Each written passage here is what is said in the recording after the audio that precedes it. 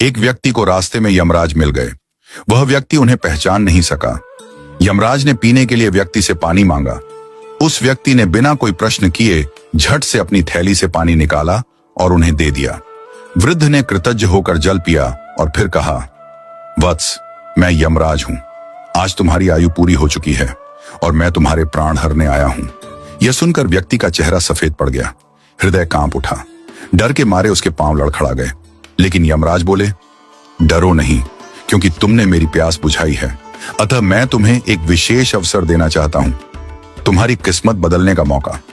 उन्होंने एक डायरी उसके हाथ में थमाई और कहा, इस डायरी में जो तुम लिखोगे वही सच हो जाएगा।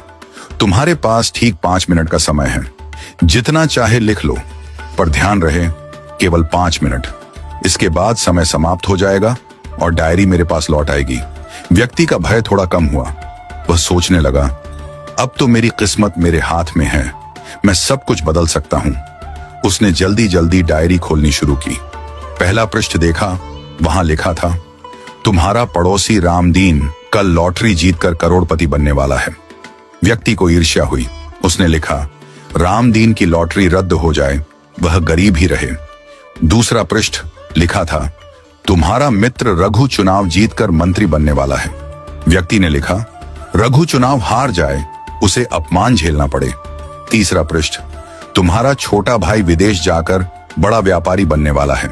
व्यक्ति फिर लिखता है, वह कभी विदेश न जा पाए, नौकरी के लिए भटके।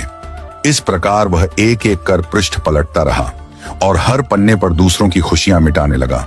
उसका मन ईर्ष्या और द्वेष से भर गया था। अंत में उसने डायरी का अंतिम पृष्ठ खोला। यह उसका अपना पृष्ठ था, जहां लिखा था, अब तुम अपने जीवन का भविष्य तय कर सकते हो। वह मुस्कुराया, पेन उठाया, लेकिन तभी एक ठंडी सी आवाज आई, वत्स, तुम्हारा 5 मिनट का समय समाप्त हो चुका है। यमराज ने धीरे से डायरी उसके हाथ से ले ली और कहा, तुमने अपने जीवन का सबसे कीमती समय दूसरों का बुरा सोचने में बर्बाद कर दिया। न स्वयं के लिए कुछ लिखा, न अपने जीवन को सुधारने की कोशिश की। यह अवसर तुम्हें ईश्वर ने दिया था, पर तुमने अपनी दुर्बुद्धि से उसे खो दिया। अब पछताने से कुछ नहीं होगा। व्यक्ति फूट फूट कर रोने लगा।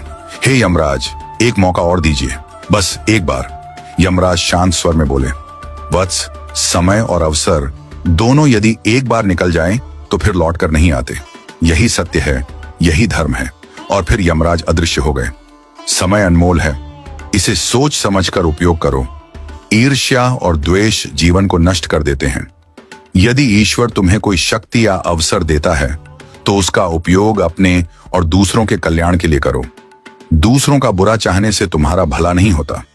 जो व्यक्ति अपने भाग्य को सुधारने की जगह दूसरों को गिराने में समय लगाता है, वह अंत में अपने हाथों अपनी ही हार लिख देता है।